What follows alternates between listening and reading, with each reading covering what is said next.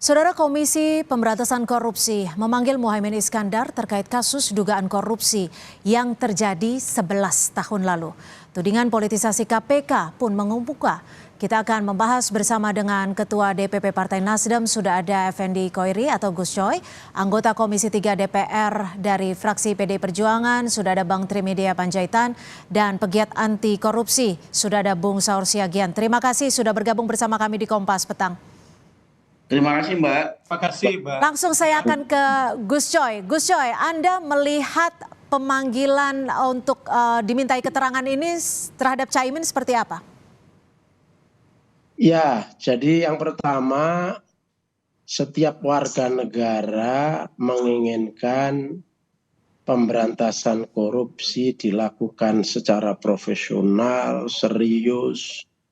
Pelaku-pelakunya, pimpinan-pimpinan KPK juga profesional, kan?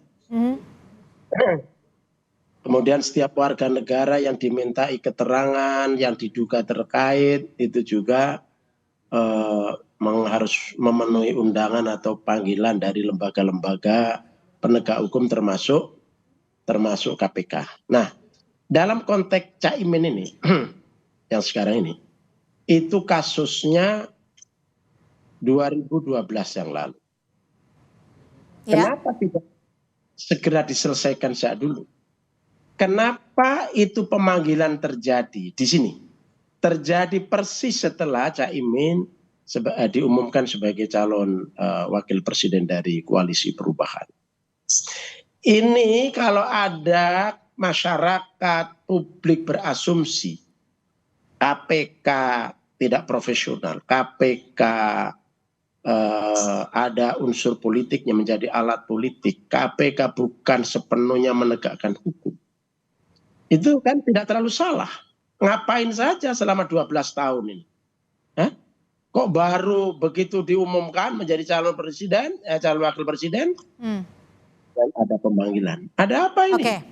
Baik, ada apa ini? Jadi Anda menduganya ada hal yang salah. Saya akan ke Bang Saur. Bang Saur, menurut Anda bagaimana pandangan terkait pemeriksaan ini? Pertama saya kira apresiasi Caimin ya, bagaimana dia kooperatif, kewajiban konstitusionalnya harus lakukan, dan besok dia akan dipanggil.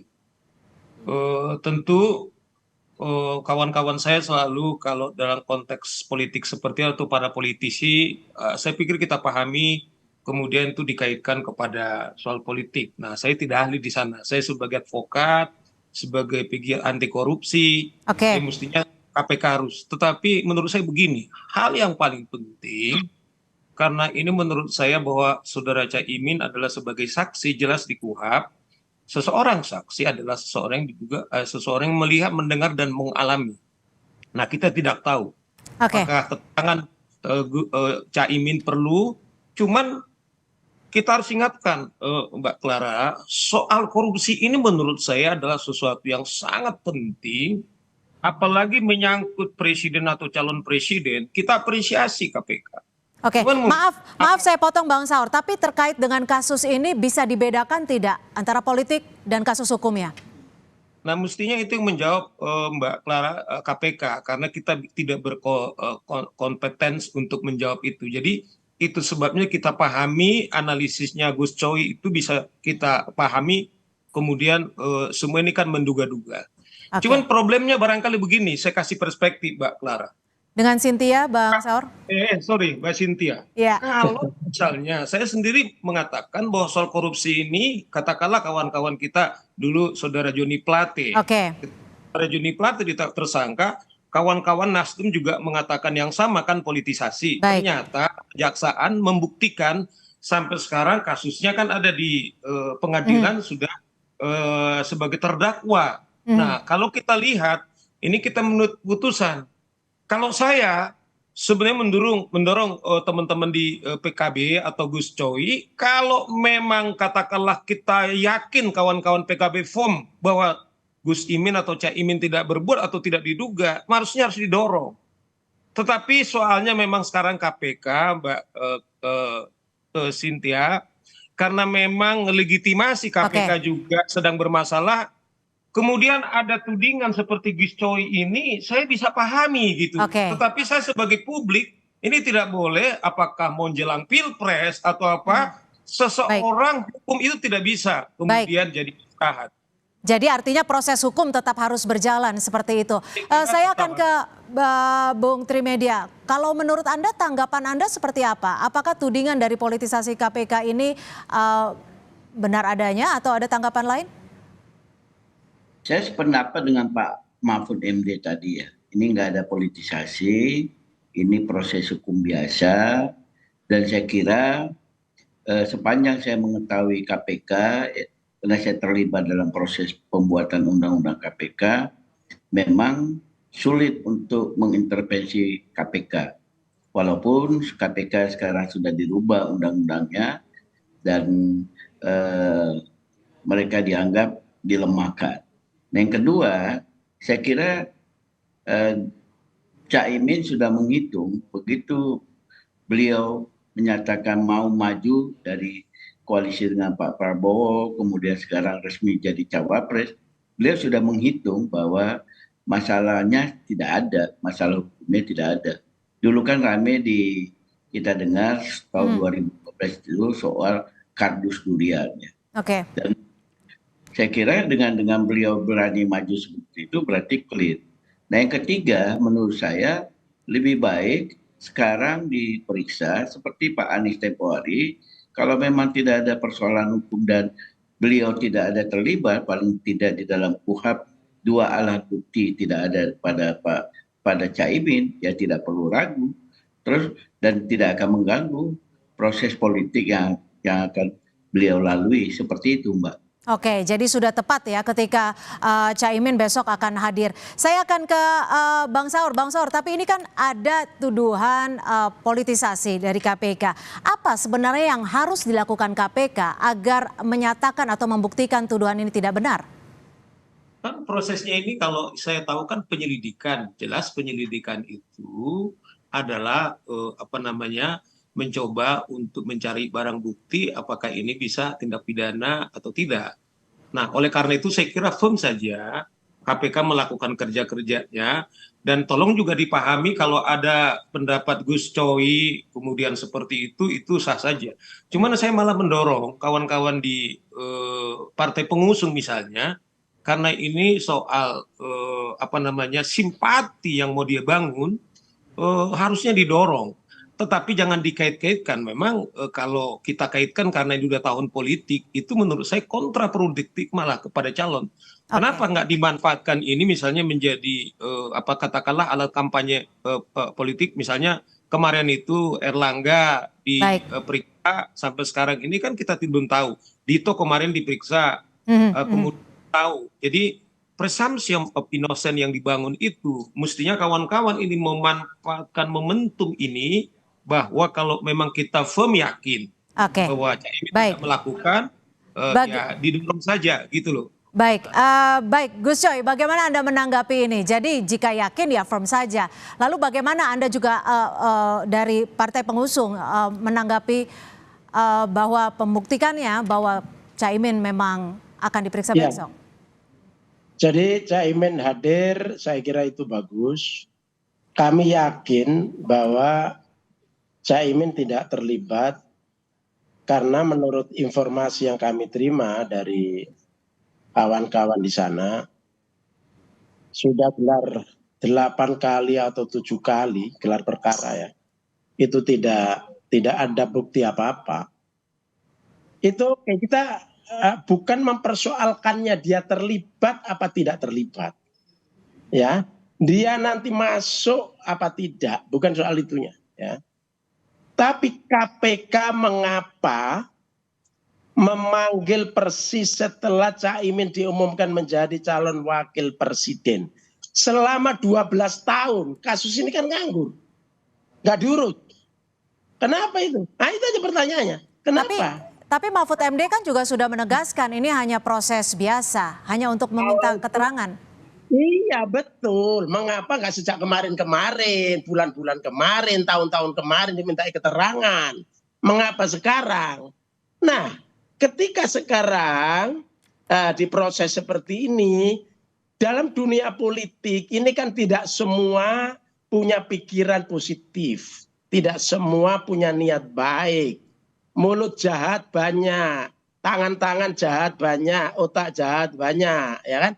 Meskipun ini Caimin kami yakini tidak salah, tapi ini kan terus akan bergulir, digulirkan, digoreng, ya kan? Termasuk pendapat dua kawan saya ini kan terus akan juga dijadikan modal untuk menggoreng ini.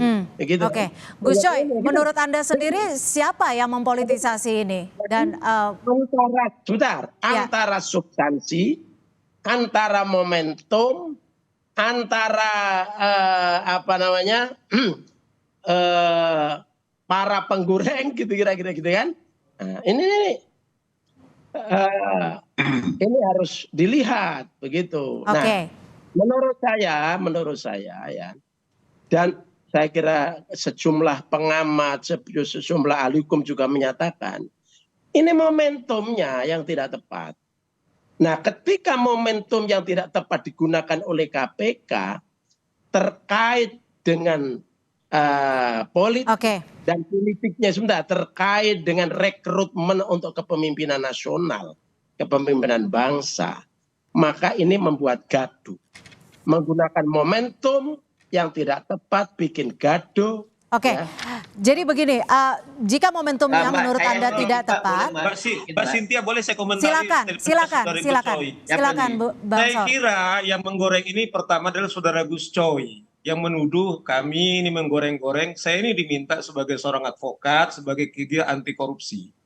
Saya silakan saudara berpendapat seperti itu. Sebentar Gus Coy. Ini bagian saya sebentar. Nah, silakan, kami persilakan Bang Saur terlebih dahulu. Silakan Bang Saur. Dalam perspektif hukum, saudara Gus Coy, tidak ada namanya kemudian karena ini pilpres kemudian jadi istirahat. Sama dengan saya kasih contoh, kader Anda, sekjen Anda tuduh kemudian teriak-teriak ini politisasi. Ternyata penegak hukum bisa membuktikan. Nah, oleh karena itu dihargai juga hak-hak konstitusional, hak-hak pers. Seperti Anda juga mengatakan ini goreng-menggoreng, jangan juga Anda tuduh kemudian juga Anda berpendapat. Saya tidak tuduh pendapat Anda seperti itu, tapi Anda tidak boleh melarang kami untuk memperdapat. Nah, soal KPK, saya bilang saya tidak tahu ini politik apa tidak. Seperti dibilang Bung Trimet tadi itu ada kasus Durian. Tetapi Anda baik Bang Saur, kita berikan kesempatan sedikit Gus Coy untuk menanggapi singkat sebelum saya ke Bang Trimedia. Bang Saur tadi salah menangkap saya. Saya tidak. Anda mengatakan dua orang ini jadi menggoreng-menggoreng. Bentar. Saya tadi mengatakan pendapat dua orang ini akan digoreng oleh orang-orang. Bukan dua sahabat saya ini menggoreng, bukan. Makanya saya tadi sejak awal ingin klarifikasi.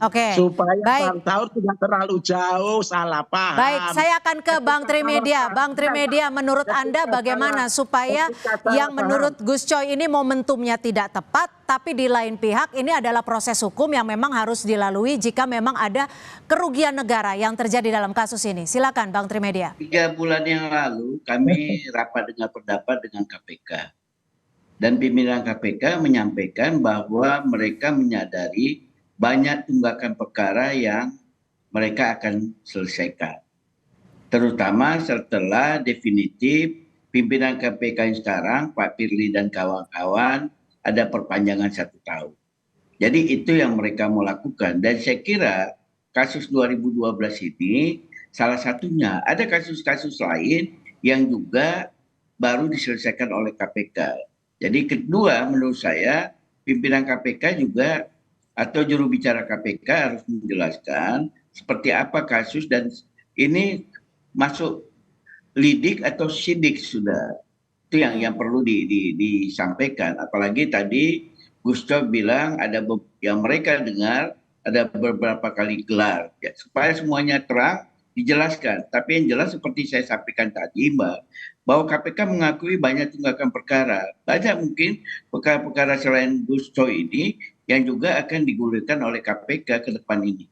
Dan KPK tidak ada menyampaikan seperti apa yang disampaikan oleh Kejaksaan Agung bahwa di tahun politik ini mereka tetap tidak menangani kasus-kasus yang menyangkut orang-orang politik. Seperti itu, Mbak. Baik, kita akan nantikan pemeriksaan besok yang akan dihadiri oleh Caimin. Terima kasih sekali lagi Ketua DPP Partai Nasdem, Effendi Hoiri. Sedikit. Jadi, singkat saja, Gus Coy, singkat saja. Ini jangan salah paham.